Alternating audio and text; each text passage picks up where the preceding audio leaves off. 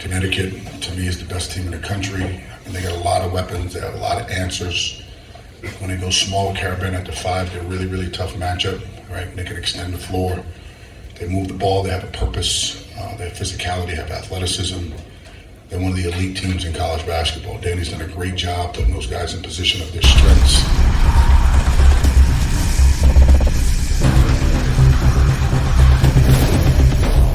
Hello and welcome to the Fast Break pregame show. My name's Aman Kidwai, manager of the UConn blog and the Fast Break newsletter. This is the second episode of our preview show. Last Wednesday, we previewed Xavier while reviewing UConn's performance in the previous game against Butler. UConn ended up beating the Musketeers 80-75. They followed it up with a 13-point win over Georgetown on Sunday. This week, we're going to discuss the keys to UConn's 5-game winning streak, the Huskies hitting number 1 in the AP and coaches polls, and preview the matchup tonight against Creighton at Gampel Pavilion.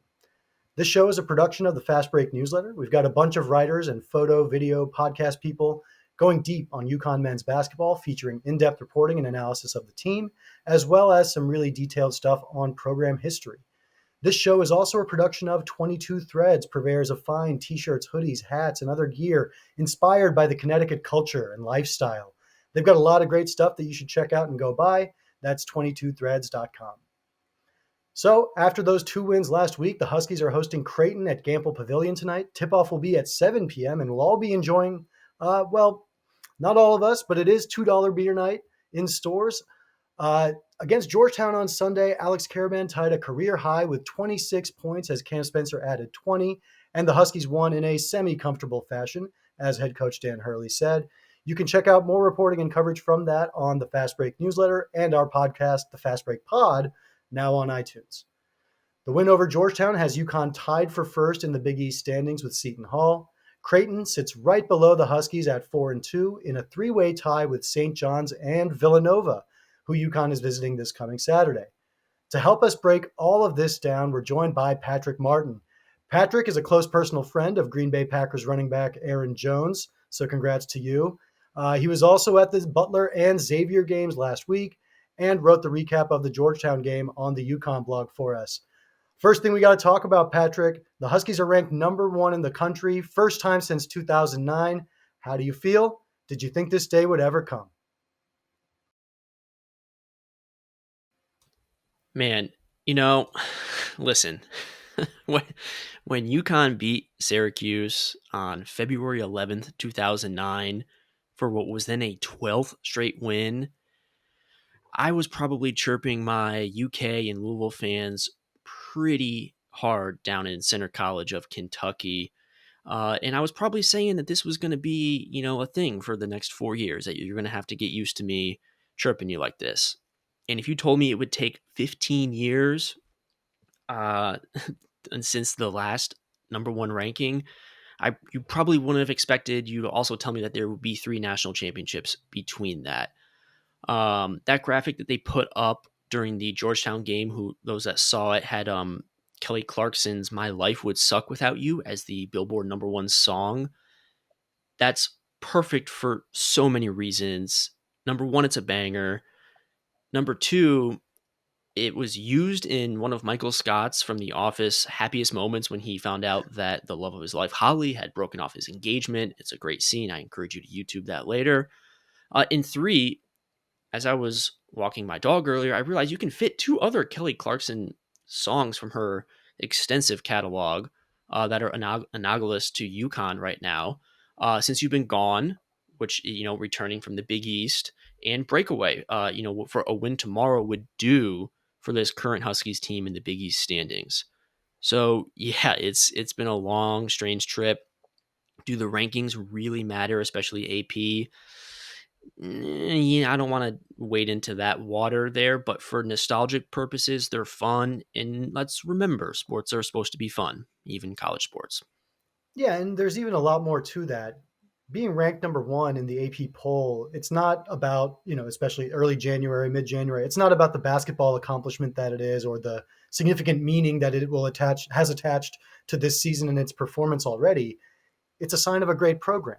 Great programs get ranked number 1. And UConn did not do that last year, even though it won the national championship. It hadn't done it in 15 years.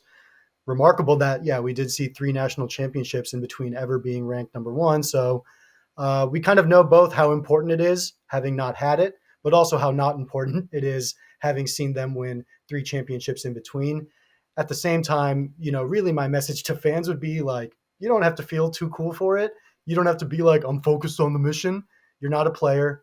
Nothing that you do will affect what happens on the team. I promise Alex Karaban is not watching this or scrolling Twitter, going to get a big head and, relax in practice over the next few weeks. I think fans and observers can say this is really incredible for UConn. It's not just that there's 3 national championships in between. There's 2 conference moves in between. There's 2 head coaches in between, and a lot of doubt that UConn could ever get back to this point. Again, the mountaintop is, of course, the national championship. We saw that in April. But there is another mountaintop, which is becoming an elite program. We've kind of been talking about this year as part of the point. The consistency of following up a national championship season with another really good team. And then, like we've discussed, the opportunity to win a Big East title of some kind, whether it's the regular season or the Big East tournament.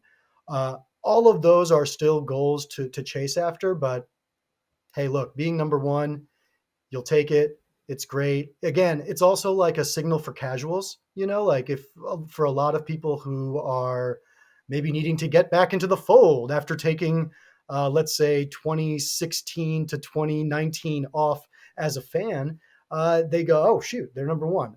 Again, obviously winning the national championship goes a long way for that, but people are fickle. They want to know what you have done for me lately. And in UConn's case, they're keeping it going. It's a great achievement. Absolutely, absolutely, and to the casuals that are just now tuning in, that's okay. The Yes. more the merrier. Yeah. We're not gonna gatekeep over here. Mhm. Hashtag get involved. We're happy to have you, and it's gonna be a great ride from here to March and hopefully April. Yes, you need the casuals, you need the t-shirt fans, you need the hardcores, you need everything in between, and it's all good. It's all gravy to us, and you are welcome here for sure. All the So, squirrels. and the squirrels. Oof, got the squirrels. Dan Hurley maybe has some thoughts about squirrels, but again, squirrels are welcome here. So now talking about this 5-game winning streak, the Huskies being great, having that dog in them, truly, really. We see Alex Karaban emerging as the leader of the pack. Over the last 4 games, he's 16 of 24 from 3. That's absurd. That's 67%. He's 66% from the field, averaging 19 points per game. He's also manning the 5 in this small ball lineup that has been helping the Huskies hold it down. He's holding his own in the post. We're seeing him flex some different skill sets and versatility. He's really developing.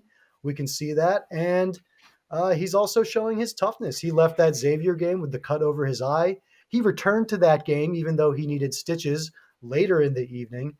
After the Georgetown game, head coach of the Hoyas, Ed Cooley, referred to Karabn as a first-round talent. There may be some gamesmanship there of him trying to get Karabn out of here. But so much to like about Alex Karaban, what he's doing. We also sometimes maybe forget that he is just a sophomore, a redshirt sophomore. But Patrick, what have you liked about Alex Karaban's performance lately? All those stats underscore one how funny it is that everybody was fretting. Let's just call it fretting in December when he was going through that little bit of the miniature slump. Um, but what's most important beyond those stats is how he's attacking the rim, because that is really unlocking the small ball with him at that 5. Is he's able to take guys like Obu Asami off the dribble. He's able to take Pierre Brooks off the dribble. And that's been so helpful because he's drawing these guys out. And as we're about to get into, that's going to be so important for what he will have to do if he's matched up against a Ryan Kalkbrenner at that 5 position. And then when you factor in his ability to be a 3-level scorer now, with that small ball lineup of everyone else being a 3, let's call it a 2.5 level scorer, because Stefan Castle hasn't necessarily proven to be completely dangerous yet with his outside shot. There are just so many ways that UConn can beat you on the offensive end. And then again, there's not a lot of stats behind this, but he's battling down there. You talked about the elbow that he took. That looked disgusting in the post game. He was not available for post game interviews because he was getting stitches. And it was so funny to hear certain referees explain to him after the game why it was a basketball move. But that's neither here nor there. And he's battling, and he gave up 40 pounds to Xavier center Abu Osman, and still, was able to, score at an effective rate. So what he's doing at that small ball five is really unlocking a lot of UConn's potential for the stretch run.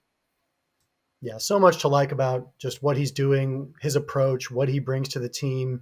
He's also, as we've discussed, really embracing that vocal leadership role, which some of his teammates have started to credit him with, and which you can start to even see on the court as he's consistently rallying his teammates or arguing fouls or what have you.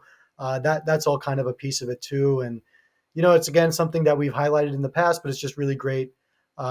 Recruiting by Hurley. That this is a guy on UConn's team. It's he's got a skill set, but he has something else, which is that mindset that fits, and it just works and elevates the people around you. And there's multiple players on the team who have that mindset, but he is, like I said earlier, right now really leading the pack. Where have you seen growth in Alex this year? I honestly, I said the biggest thing we've seen growth in Alex is his leadership. That's our captain, if you ask me. And he's just, the way he's led us throughout this year, he's not the most vocal guy, but he's definitely the best leader by example, for sure. And just, you see the numbers he's putting up, and that's a testament to his work and his work effort each and every day. After the game, Hurley also said that we might be seeing Donovan Clingan back soon. Good in the warm-ups? Yeah, he was speed ran pretty good.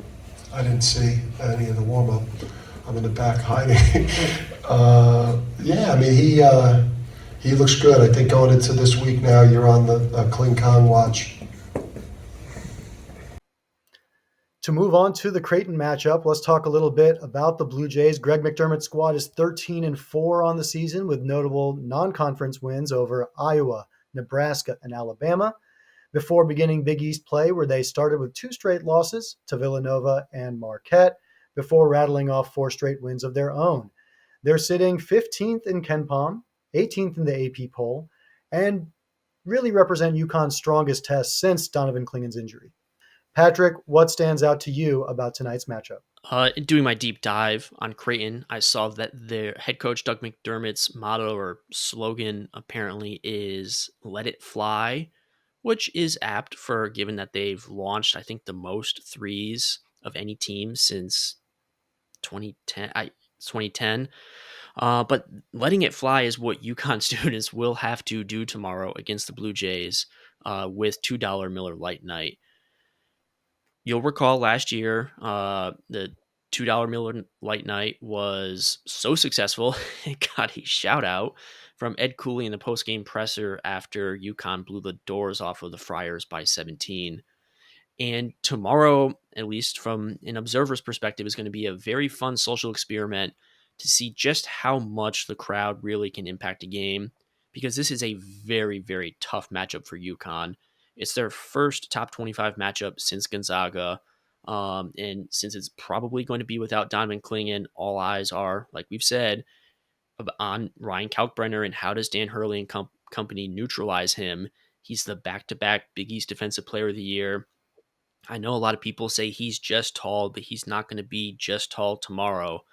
And probably behind only Kadari Richmond of Seton Hall, he's one of the biggest, again, no pun intended, UConn killers in recent memory. There's a reason why the Huskies are 1-6 against him since they've rejoined the Big East. And it's not just him. They have 3 certified in bold dudes in Kalkbrenner, Baylor Shireman, and Trey Alexander, all of which it would not shock me in the slightest if they were Big East Player of the Year or first team all conference. All 3 of them are two-way players. They can score, defend, rebound at an elite level. They're all top 50 players in Evan Maya's BPR ratings. And then you can't forget about Utah State transfer Steven Ashworth, who's done a pretty good job at replacing Nebart as the table setter. So with Big Don out, this is going to be a maximum effort type of game. Look, the 5-game winning streak is great, and that's because UConn is deep, talented, and tough. But this is the first time they're facing a team that, like, on paper is possibly as talented as them. The road wins are great. That's sick, and they're raising the team's ceiling. But a win tomorrow, especially without Klingan, would just blow the roof off that ceiling. Of course, yeah, they should be really motivated, like you said, with that historical record against Creighton, the boost of being ranked number one. But of course, that's also a boost for Creighton because it becomes an opportunity to beat the number one team in the country and the reigning national champions, which they were probably already pretty psyched for, and the greater implications of this game, as well as I'm sure they realize the matchup opportunity that this presents when UConn goes and visits them in Omaha. Most likely, Donovan Clingan will be there, and that's something. That's an absence on Wednesday night that Creighton, I'm sure, will cherish. So, with that in mind, here are our keys to the game. The first is three-point shooting, really on both ends. How do you think the battle from deep will play out on both sides of the court?